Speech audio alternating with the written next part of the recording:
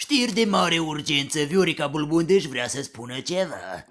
Organizația Mondială a Sănătății ne-a zis că să dăm la toți doctorii câte 14.000 de lei, că șadă acasă, dar de ce să-i scălească că-s bolnavi de coronavirus?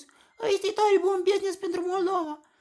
De azi apucăm legea în vigoare că fiecare om trebuie să poarte botniți cu hamuturi după urechi.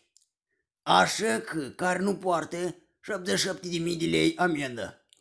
De azi nu mă fute babă, moșneac, copil, om invalid, 77.000 de lei amendă. Să vedem acum ce spune Viorica Bulbundeș despre măștile și tuberculoza. Mă открывай în business, mă будем делать баб.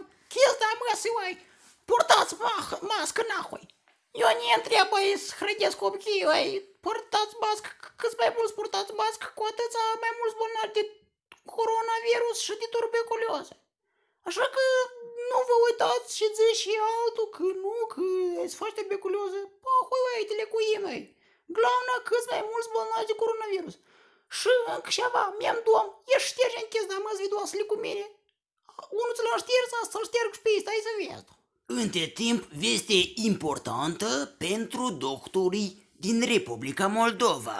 Fiecare doctor trebuie să-i scălească că e bolnav de coronavirus și primește bonus 14.000 de lei și 2 săptămâni vacanță acasă. Iar acum o veste importantă pentru oamenii care vrea să facă o leacă de babla. Bună ziua! Iar acum o veste foarte importantă. Cei care aveți rude care au murit, nu mă interesează de ce boală, s-au căcat în pantaloni sau i-au bătut cahlă, nu mă interesează, scrieți-ne nouă pe site-ul nostru oficial covid.md 37/9.543. Noi imediat vă telefonăm, dumneavoastră vă semnați că a murit de coronavirus și o să primiți în schimb un bonus de 14.000 de lei. O să fiți și dumneavoastră cu inima păcată și cu buzunarul gol și o să cântăm și noi mă открывай în business. Iar acum o știre foarte importantă. Rusia a dat ajutoare Europei. Europenii au dat ajutoarele Rusiei nouă moldovenilor. Și care e chestia aici? În farmacie totul e cu plată și încă înzecit de vorbă. Dacă înainte era o mască 2 lei, acum e 70 de lei. Băga mea și pula. Plus la asta primești bonus și o boală pe nume tuberculoză. Foarte bine!